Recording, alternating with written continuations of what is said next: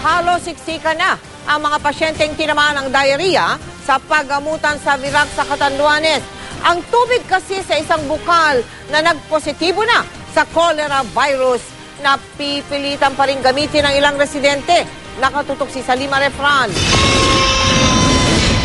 Walang tigil sa pag-iyak ang 10 buwang gulang na si Sherilyn na ilang araw nang nakakonfine sa ospital dahil sa diarrhea.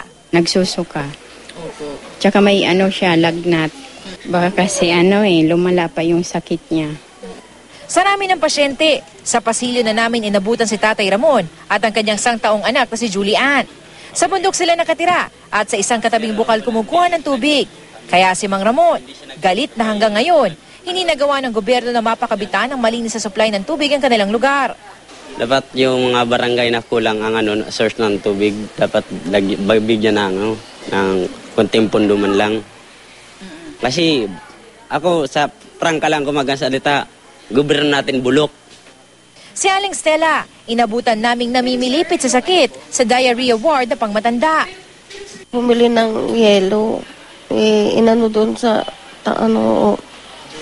juice namin. After 30 minutes, gasuka na ako. Dahil sa pagdami ng kaso, nagdeklara na ng cholera outbreak ang Department of Health sa Virac, Catanduanes. Sa tala ng DOH, nasa mahigit 1,000 na ang kaso ng cholera sa Catanduanes. Mahigit 700 dito mula sa Virac. Doon sa areang yon, merong quarrying, doon na dumudumi ang mga tao. Madaming tao. All of a sudden, there is a sudden influx ng mga tao doon. So siguro nakatira-tira lang sa mga barong-barong around and then very inadequate ang kanilang waste disposal. Siyempre, alam mo naman kung nakatira yung tao sa ilog, so most likely, malapit sa ilog, doon na rin sila nagdudumi. At the same time, doon din sila kumukuha ng drinking water nila.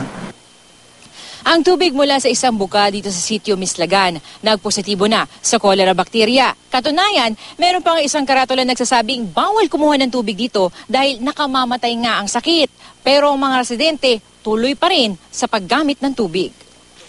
Alam naman daw ng mga residente na positibo sa cholera ang lugar, pero dito pa rin sila naliligo. Sir, paano po yung cholera?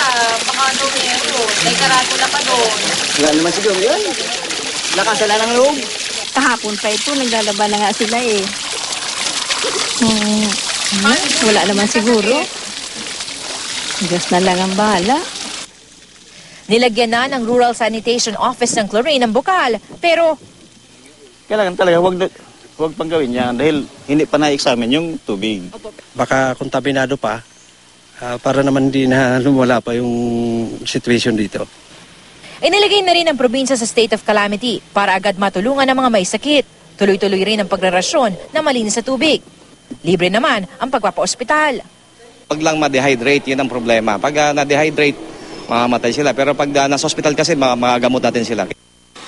Mula rito sa Virac, Catanduanes, Salima Refran, nakatutok 24 oras.